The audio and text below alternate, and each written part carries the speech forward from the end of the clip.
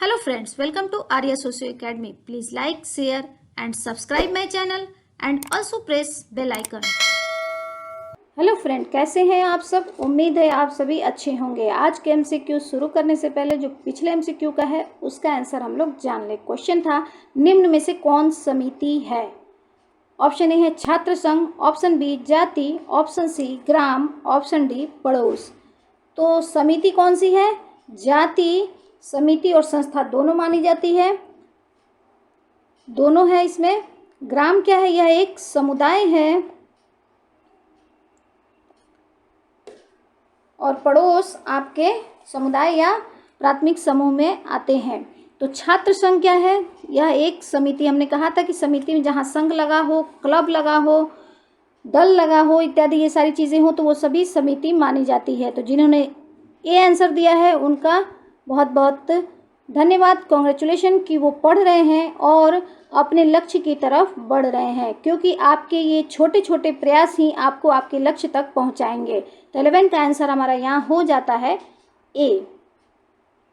आज का एमसीक्यू समिति और संस्था दोनों से संबंधित है। तो चलिए क्वेश्चन को देखते हैं। क्वेश्चन नंबर 1, परिवार क्या है। ऑप्शन ए समिति, ऑप्शन बी द्वितीय समूह, ऑप्शन सी समुदाय, ऑप्शन डी समाज। तो यहाँ हम देखें तो समाज क्या है, परिवार, उसके लिए परिवार क्या है, एक इकाई के रूप में कार्य करती है। समाज की इकाई क्या है, परिवार है। समुदाय परिवार नहीं आता है। द्वितीय समूह समुदाय में नहीं होता। यहाँ परिवार में क्या होता है, प्राथमिक समूह होते हैं। तो यहाँ समिति है, संस्था नहीं दिया हुआ है। तो परिवार क्या है, समिति और संस्था दोनों मानी जाती है। जब व्यक्तियों के रूप में देखते हैं तो यह एक समिति होती है, और जब हम इसके क्रिया प्रणय कार्य के रूप में देखते हैं तो यह एक संस्था होती है। तो यहाँ फर्स्ट का आंसर हमारा हो जाएगा ए। नेक्स्ट क्वेश्चन नंबर 2, कौन सा कथन सही है। ऑप्शन ए, एक समिति आंशिक है जबकि समुदाय पूर्ण है। तो क्या है, बिल्कुल सही है। समिति आंशिक होती है, विशिष्ट उद्देश्य को लेकर चलती है, और समुदाय क्या है, पूर्ण होता है। इसमें जीवन के पूरा जीवन हम अपने समुदाय में ही बिताते हैं। तो ए सही है। ऑप्शन बी कहता है समिति की सदस्यता स्वैच्छिक है। बिल्कुल सही। समिति के जो हमने विशेषताओं को देखता था तो इसमें क्या था कि ऐच्छिक सदस्यता होती है, जबकि समुदाय की सदस्यता अनिवार्य होती है। बिल्कुल, यह हमारे जन्म के साथ ही मिलता है, अनिवार्य रूप से हम इसके सदस्य होते हैं। तो बी भी हमारा सही हो जाता है। सी कहता है समुदाय के अंतर्गत समिति एक समूह है। यह भी बिल्कुल सही है। तो 2 का आंसर हमारा क्या हो जाएगा, डी, उपरोक्त सभी कथन सही हैं। तो 2 का आंसर हमारा यहाँ हो जाता है डी। नेक्स्ट क्वेश्चन नंबर 3, कौन सी दशा समिति निर्माण हेतु आवश्यक नहीं है। क्वेश्चन को ध्यान देखिएगा, यहाँ क्वेश्चन पूछ रहा है नहीं है। तो समिति के निर्माण के लिए हमें कौन सा फॉर्मूला याद रखना चाहिए, ऐसा अंश अपव्य विनिनी। तो ऑप्शन ए देख लें, व्यक्तियों का समूह होना चाहिए। ऑप्शन बी, व्यक्तियों को संगठित होना चाहिए। ऑप्शन सी, व्यक्ति संगठित हो भी सकते हैं और नहीं भी। ऑप्शन डी, व्यक्तियों को आचार संहिता का पालन करना चाहिए। तो समिति निर्माण की जो आवश्यक दशाएं होती है उसमें व्यक्तियों का समूह होना ही चाहिए, तभी समिति बनेगी। और जब ये संगठित होंगे और एक निश्चित नियम के अनुसार चलेंगे, आचार संहिता के अनुसार चलेंगे, तभी कोई समिति का निर्माण हो सकता है। तो हमारे ये तीनों ऑप्शन सही हैं, ए, बी एंड डी। तो हमारा सही आंसर क्या निकल गया, जो सही नहीं है वह है व्यक्ति संगठित हो भी सकते हैं और नहीं भी, क्योंकि संगठित नहीं होंगे तो समिति का निर्माण नहीं होगा। तो 3 का आंसर हमारा यहाँ हो जाएगा सी।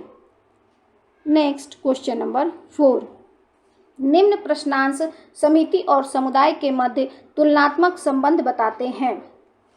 इनमें से एक सही नहीं है, उस गलत प्रश्नांश पर निशान लगाइए।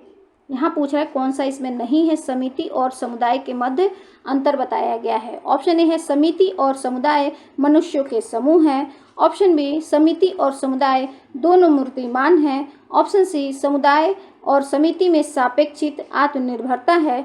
ऑप्शन डी, समिति व समुदाय दोनों असहयोग पर आधारित हैं। तो अगर हम देखें तो समिति और समुदाय दोनों में मनुष्य का संगठन होता है, व्यक्तियों का ग्रुप होता है। समिति और समुदाय दोनों मूर्तिमान है, क्योंकि जब हम मनुष्यों की बात करेंगे तो वो मूर्तिमान होगा ही। ऑप्शन सी कहता है समिति और समुदाय में सापेक्षित आत्मनिर्भरता होती है। बिल्कुल सही है। और डी कहता है समिति और समुदाय दोनों असहयोग पर आधारित होती है। तो हमारा क्या है, समाज है मोस्टली सहयोग पर ही आधारित होता है, समुदाय समिति जो भी चीज़ें हैं वो क्या है, सहयोग पर आधारित होती हैं, असहयोग पर नहीं। तो 4 का आंसर हमारा यहाँ हो जाता है डी। नेक्स्ट क्वेश्चन नंबर 5, संस्था का सर्वोत्तम वर्णन इस प्रकार किया जा सकता है कि वह एक संकुल है।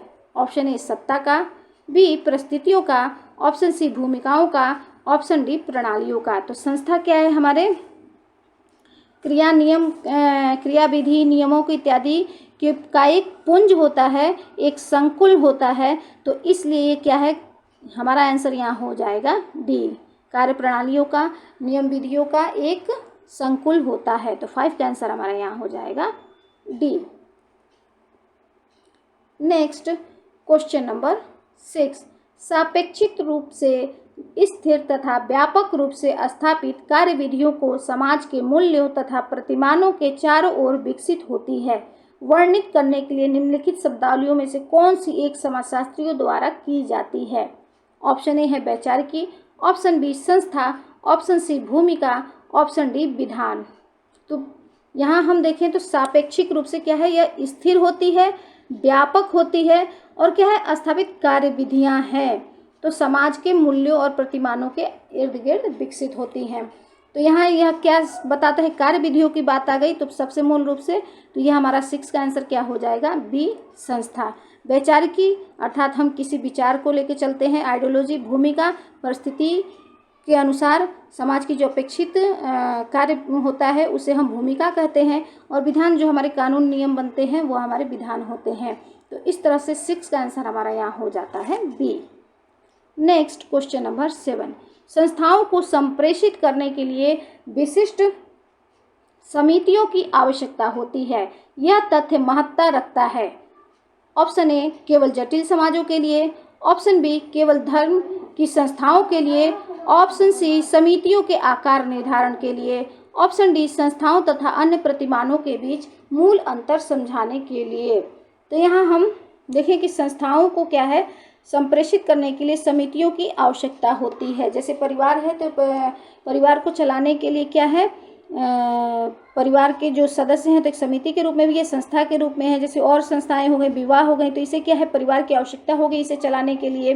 तो इस तरह से यह क्या किस रूप में कार्य करेगा, तो यह संस्थाओं तथा अन्य प्रतिमानों के बीच मूल अंतर समझाने के लिए आवश्यकता होती है। तो 7 का आंसर हमारा यहाँ हो जाएगा डी। नेक्स्ट क्वेश्चन नंबर 8, निम्न में से कौन एक संस्था का अर्थ बोध करता है, संस्था को कौन क्लियर करता है। ऑप्शन ए संबंधों के स्थापित प्रतिमान, ऑप्शन बी स्वीकृत कार्य प्रारूप, ऑप्शन सी कार्य प्रणाली के प्रतिस्थापित स्वरूप व दशाएं, ऑप्शन डी लोकप्रिय जीवन शैली। तो यहाँ देखें हम ऑप्शन में तो संबंधों के जो स्थापित प्रतिमान हैं और स्वीकृत कार्य प्रारूप और लोकप्रिय जीवन शैली, यह तीनों संस्था नहीं मानी जाएंगी। मानी जाएगी क्या हमारी, कि यह कार्य प्रणाली है और इसके निश्चित स्वरूप और इसकी दशाएं होती हैं। तो 8 का आंसर हमारा हो जाएगा यहाँ सी। नेक्स्ट क्वेश्चन नंबर 9, सामाजिक संस्थाएं सामान्य इच्छाओं द्वारा संस्थापित संगठित मानव संबंधों का पुंज है। Option A C.H. Cooley, option B Kingsley Davis, option C Ross, option D Sherif and Sherif. तो यहाँ हम देखें तो यह एक परिभाषा के रूप में कि मानव संस्थाएं क्या है, सामान्य इच्छाओं के द्वारा स्थापित होती हैं और मानव संबंधों का पुंज होती हैं। तो यह परिभाषा राश महोदय की है। तो 9 का आंसर हमारा यहाँ हो जाता है सी। नेक्स्ट क्वेश्चन नंबर 10, निम्न में कौन सा कथन सही है। ऑप्शन ए समिति एक साधन व साध्य दोनों है, ऑप्शन बी संस्था एक साधन है साध्य नहीं, ऑप्शन सी समिति स्वतः विकसित होती है, ऑप्शन डी संस्था की प्रकृति अस्थायी होती है। तो यहाँ कौन सा कथन सही है यह हमें बताना है। तो संस्था की प्रकृति अस्थायी नहीं होती है, संस्था अपेक्षाकृत ज़्यादा स्थायी होती है। समिति स्वतः विकसित होती है, बिल्कुल नहीं, समिति क्या है, विचार पूर्वक इसको स्थापित किया जाता है। तो ये दोनों आंसर गलत हो गए हमारे। समिति एक साधन व साध्य दोनों है, तो समिति की विशेषताओं को देखें तो यह क्या है, यह एक साधन है, साध्य नहीं है। उसी प्रकार संस्था भी क्या है, यह एक साधन है, साध्य नहीं है। तो 10 का आंसर हमारा यहाँ हो जाएगा बी, क्योंकि संस्था के माध्यम से ही हम अपने उद्देश्यों को पूर्ति करते हैं। तो 10 का आंसर हमारा यहाँ हो जाएगा बी। नेक्स्ट क्वेश्चन नंबर 11, निम्न में से कुछ पूर्ण संस्था के उदाहरण हैं। परिवार, शिक्षा, जेल। तो यहाँ कुछ कूट दिए हुए हैं, उन कूटों के आधार पर बताना है कि यहाँ पूर्ण संस्था की कौन कौन सी है। एक क्वेश्चन और, यहाँ पूर्ण संस्था की बात किसने की है, यह भी कमेंट में ज़रूर बताइएगा। तो आई थिंक आज का जो MCQ है वो आप लोग के लिए हेल्पफुल रहा होगा। थैंक यू, धन्यवाद।